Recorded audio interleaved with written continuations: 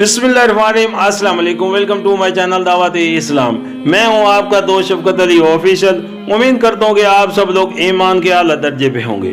सूरतुल अल नाम की आयत नंबर 126 का तर्जमा, हालांकि ये रास्ता तुम्हारे रब का सीधा रास्ता है और उसके निशानात उन लोगों के लिए वाज़े कर दिए गए हैं जो नसीहत कबूल करते हैं। सूरतुल अल नाम की आयत नंबर 127 का तर्जमा, उनके लिए उनके रब के पास सलामती का घर है और वो उनका सरपरस्त है उस सही तर्ज अमल की वजह से जो उन्होंने इख्तियार किया।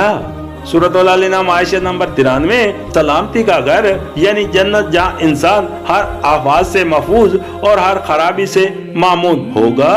सूरतुल अल नाम की आयत नंबर 128 का तर्जमा, जिस रोज अल्लाह उन सब लोगों को घेर कर जमा करेगा उस रोज वो जिन्नों से खिताब करके फरमाएगा कि ए गिरोह जिन्न, तुमने तो नूह इंसानी पर खूब हाथ साफ किया।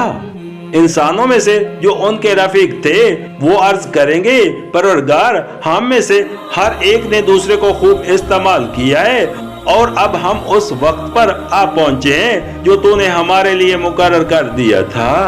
अल्लाह फरमाएगा, अच्छा अब आग तुम्हारा ठिकाना है, उसमें तुम हमेशा रहोगे, उससे बचेंगे सिर्फ वही जिन्हें अल्लाह बचाना चाहेगा, बेशक तुम्हारा रब दना और अलीम है। सूरतुल अल नाम आयत नंबर 94, यहाँ जिन्नों से मुराद शयातीन जिन है। सूरतुल अल नाम आयत नंबर 95, यानी हम में से हर एक ने दूसरे से नाजायज फायदे उठाए हैं, हर एक दूसरे को फरेब में मुब्तला करके अपनी ख्वाहिशात पूरी करता रहा है।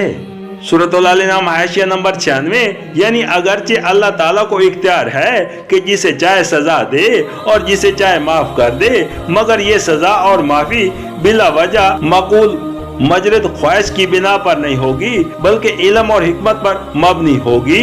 खुदा माफ उसी मुजरिम को करेगा जिसके मुतल्लिक वो जानता है कि वो खुद अपने जुर्म का जिम्मेदार नहीं है और जिसके मुतल्लिक उसकी हिकमत ये फैसला करेगी कि उसे सजा ना दी जानी चाहिए।